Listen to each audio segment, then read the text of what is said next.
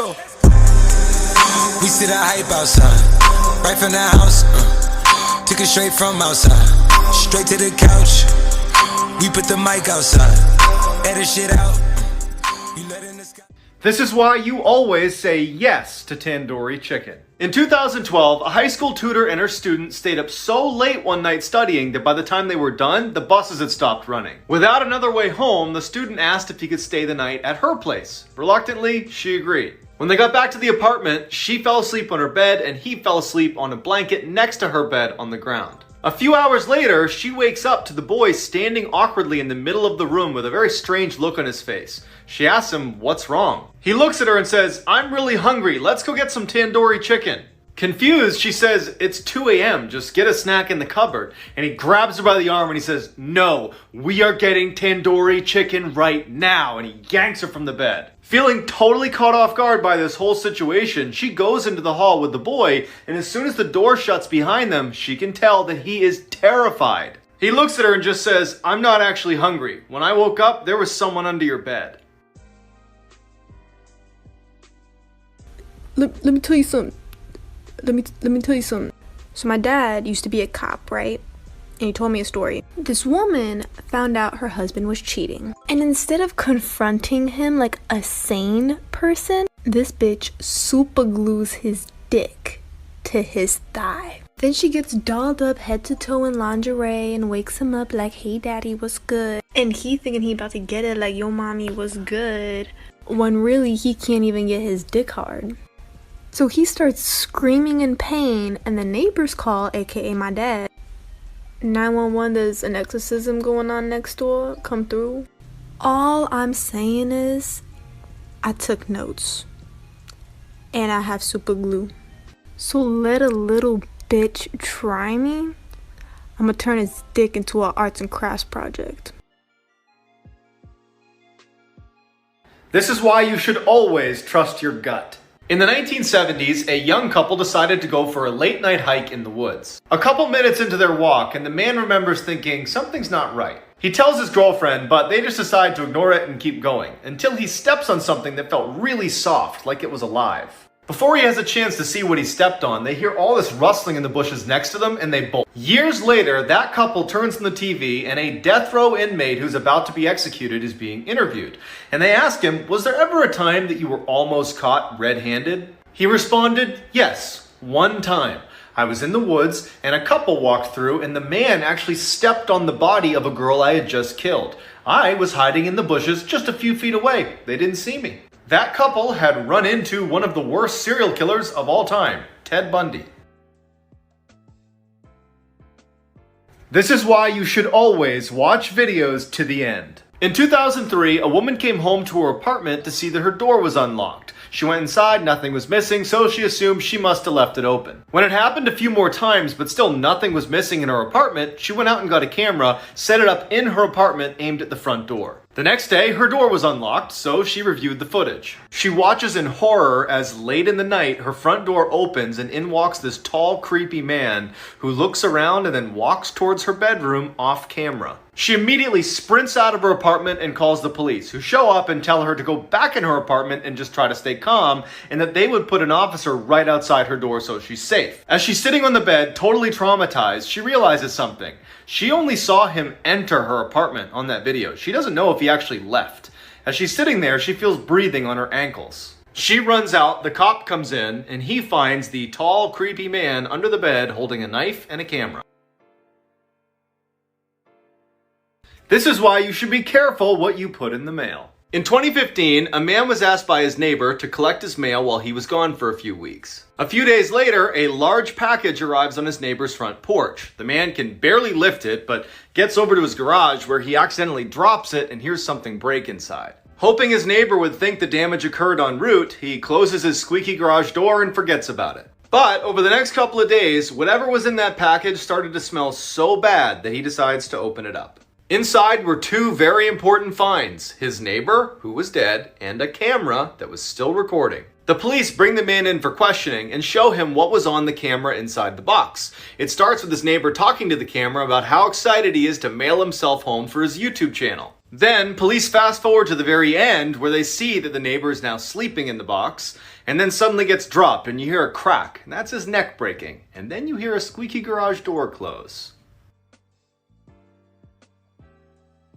This is why you should always trust your parents. In 1990, a father and his 15-year-old son worked together at a gas station in Florida. One night, the boy was sitting outside on a break when he saw a crazy-looking woman walking towards the store. They were in a high-crime area and it was very late, so the boy turns around to look through the glass at his dad to see what he should do. His dad took one look at the woman and just shook his head, no, do not help her. The woman walks up to the boy and says, "Hey, my car's broken down, can you give me a ride?" Before the boy can answer, his dad bursts outside and says, "You need to leave here immediately."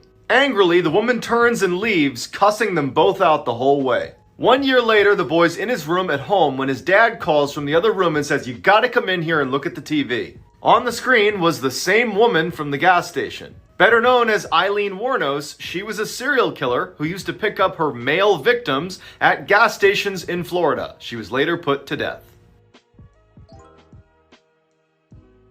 Yo, I need to process this. So I was in the grocery store, minding my own business, as one should, and I kept getting stares, which I understand why, because look at all this. No, I'm kidding. It's apparently because my jean shorts are too short. It made me uncomfortable.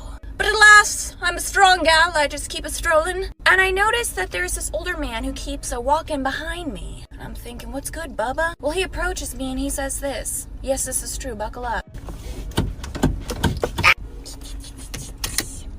"Ma'am, you're not wearing a whole lot of clothing. You're gonna make men stumble." And I said, "Sir, are you saying you're falling head over heels in love with me?" He didn't think that was funny. He said, "When girls like you wear clothing like that, it's very difficult for boys and men like me to control my thoughts and actions." I said, "Sir, if you and others can't control your thoughts and actions, you shouldn't be leaving the house because you're a predator." Whenever somebody asks me how I got so good at makeup, I just tell them about the time that my mom put me in solitary confinement for 2.5 months with no phone, radio, TV, computer, nothing like that. I couldn't even eat dinner with my family. They put cameras outside my room so that I couldn't leave without them knowing. I had to call on the intercom to ask to use the bathroom. But my mom gave me a curling iron, a straightener, and a crap ton of makeup to keep myself busy. And then she told everybody she knew that I tried to kill myself, and that's why she had to put me in solitary confinement. So when I went back to school that fall, I had a lot of explaining to do to my friends about why I had been missing for the last 2.5 months with no contact, but at least I came out kinda hot. One time when I was in 8th grade, I got a hickey on my neck because I had daddy issues, and my teacher noticed and sent me to the principal's office, and the principal was like, "I'm calling your mom," and I was like, "I burned my neck with a curling iron on accident." And she was like, "No, you didn't." So on the bus ride home, luckily my best friend and I shared the same bus stop, and I asked her if I could go to her house really quick to burn my neck with her curling iron, and she said yes. So when I walked into the house, my mom was literally ready to beat my ass, and I was like, "Mom, look, it's just a curling iron burn." And she was like, "Wait, yeah, that's clearly just a curling iron burn." And she got so mad, and she called the principal. She demanded that she apologize to me, and the principal had to apologize to me, and to this day my mom still doesn't know. Yes, this really did happen. In 2015, a man woke up to a strange post-it note sitting on his desk. On it was a to-do list that he didn't recognize in handwriting that didn't look like his. Since he was up late the night before doing some work, he assumed he must have written out the list when he was half asleep and kind of forgot about it, so he just crumples it up and throws it away. 2 weeks later, he wakes up to dozens of these post-it notes all over his wall, and they're all blank except for one that, in the same weird handwriting, says, "Our landlord isn't letting me talk to you." Now feeling totally freaked out that some crazy person is crawling around his apartment at night, he starts looking for signs of a break-in, but there aren't any. Instead of calling the police, he shares his experience on Reddit asking for help, and one user's comment literally saves his life. Turns out the man was writing the notes to himself and then forgetting, because his brain was slowly dying due to a carbon monoxide leak that was only discovered because a user suggested he install a detector. I made my teacher cry. Story time. When I was in 2nd grade, I had this teacher and she was the devil, and we're gonna name her Miss Jackson. And the reason I call her a devil is because she would say really mean things to me to my face. She would be like, Ty, stop talking like that, you sound like a little girl. Or, your favorite color can't be pink, you have to choose one of the boy colors. And since I was so young, I didn't understand how serious these things were, and I didn't know I can get her in trouble. And I would go home sad like every single day. Eventually my mom noticed and she asked me what was wrong. So I told her some of the things that Miss Jackson would say to me, and my mom was mad. And my mom was like, the next time she says something to you, say something rude back, and if you get in trouble, I'll handle her from there. So I was like, okay, I'll do it. Now Miss Jackson was a heavy lady, so I knew if I said something rude to her, it would be about her weight. Though we don't body shame around here. We don't do that, okay? So I'm in school eating lunch with my friends who happen to be girls. And Miss Jackson comes up to me and she's like, shouldn't you be eating with the boys? So I looked at her and I was like, shouldn't you be eating a salad? And the lunchroom started laughing and then she started crying. His imaginary friend was a demon. Story time. When I was in high school, I used to babysit kids all the time. And this one kid I used to babysit, we'll name him Ronald, but he had an imaginary friend. So every time I would watch him, I would hear him talking to his friend or playing with his friend or whatever. But one day while I was watching him, he comes up to me and he goes, can I tell you something? And I'm like, yeah, sure, what's up? And then he goes, I think my imaginary friend is mad at me. And I'm like, why? What happened? And then he goes, he scratched me on the leg, so I locked him in the basement. So he shows me his leg and there's this huge scratch mark on it, like from his knee to his foot. Now, I don't know if you guys remember, but I had an imaginary friend and I'm pretty sure she was a ghost, so I think this kid was going through something similar. But before I can even respond, we hear something fall in the basement. And then I'm like, oh hell no. So I walk over to the basement door and I open it. And the only thing you can see is stairs leading into darkness. So I'm standing there because I'm scared to go down to see what it was. And then Ronald yells down the stairs, are you okay? And then we hear somebody whisper back to us, get out.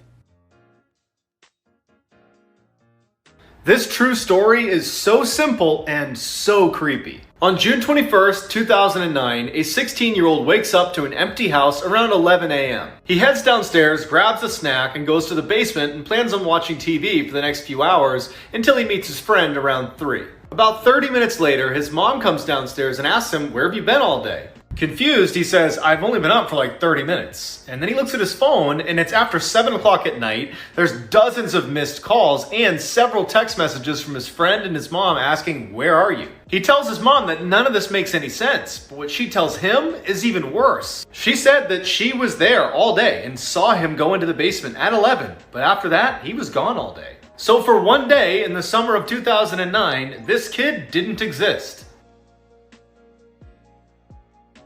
When I was like 5 years old, I almost got kidnapped. Story time. So back in the day, it used to be safe for kids to play out on the street. Or so I thought. You know when you're a little kid, you really don't listen to your parents? Well, anyways, what happened was that my mom was cooking. And I was like, Mommy, please, please, please, please, let me play outside with my new scooter. My mom was always very protective, so she would not let us out of her sight. She's like, I'm gonna go outside for 2 minutes with you, and then we're gonna come right back inside. I was like, yay! So I'm just over here playing outside. And my mom was like, se me queman las tortillas, se me queman las tortillas. For those who don't know, that means she was burning tortillas. She's like, sit on the steps here in the driveway. You know me being a dumb little child. I was like, let me see how fast I can go. Whee! Here I go with my scooter. I'm still in the driveway. This man and this woman are walking across the street. Then that creepy man was like, hey, come here. That woman was like, I just want to see your scooter. I dropped that scooter and I said, skirt. They started running after me up my driveway. This is one of the